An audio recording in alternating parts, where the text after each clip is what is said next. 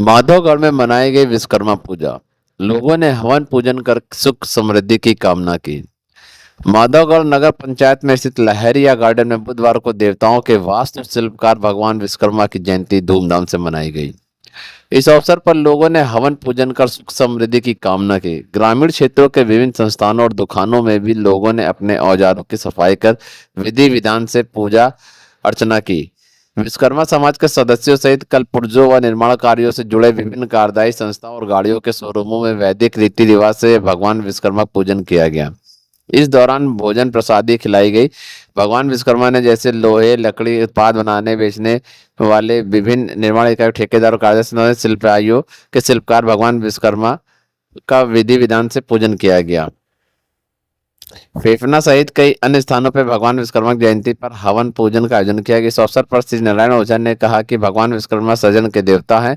संपूर्ण सृष्टि पर जीवन के संचालन के लिए जो भी सृजनात्मक चीजें हैं वह भगवान विश्वकर्मा की ही देन है। मौके पर आशीष विश्वकर्मा, हरि नारायण व अन्य समस्त लोग विश्वकर्मा समाज के उपस्थित रहे।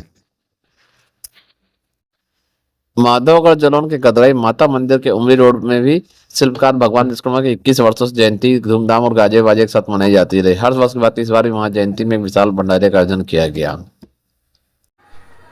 सर जी, आज जो विश्वकर्मा जयंती मनाई गई है, इसके बारे में क्या लोगों को जानकारी, क्या बताना चाहेंगे आप? देखिए, विश्वकर्मा जयंती के नाम से लोग जानते रहे, लेकिन हकीकत में ये है कि जयंती महापुरुषों की मनाई जाती है। ये विश्वकर्मा भगवान हैं और ये सृष्टि के रचयिता हैं। इनकी जयंती नहीं बल्कि पूजा की गई है, और पूजा इसलिए की गई है कि विश्व में यदि कोई सृष्टि के रचयिता है, सर्वप्रथम देवताओं के देवता है और ब्रह्मा के स्वरूप है, तो भगवान विश्वकर्मा है। इनको देव शिल्पी कहा जाता है। It is the creator of universe. तो ये संसार के रचयिता है।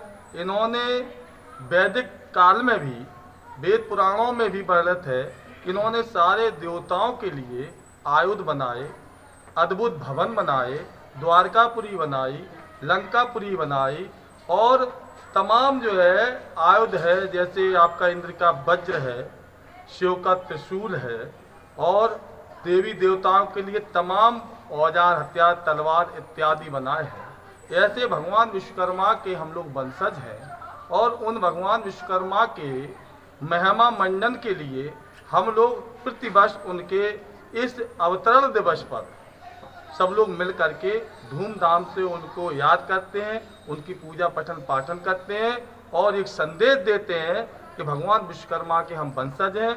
हम कहीं से भी किसी तरह से निम्न स्तर में श्रेणी में नहीं आते हैं, बल्कि बुद्धिमान और कुशल इंजीनियर हैं, जन्मजात इंजीनियर हैं। हमें जन्मजात पैदाइशी ही इंजीनियरिंग सिखाई गई है। हमारे पुरखे पूर्वज सब विद्वान थे, इंजीनियर थे। पुष्पक विमान उन्होंने बनाया, और तमाम जो है अद्भुत दिव्य, यानी द्वारकापुरी तो समुद्र के बीच में बना, और यहाँ तक कि जब जो है समुद्र मंथन हुआ, तो समुद्र मंथन में जब जो है विंध्याचल पहाड़ को नीचे समुद्र में नहीं रख पा रहे थे, वो धस धस जा रहा था, तो सारे देवताओं ने मिलकर आह्वान किया कि भगवान विश्वकर्मा जी, आप सृष्टि के रचयिता हैं, इसका उपाय कीजिए। तो भगवान विश्वकर्मा ने खुद अपने आप को कच्छप का अवतार रूप धारण करके अपने ऊपर जो है विंध्याचल पहाड़ को एक रई की तरह, बथानी की तरह चलवाया था।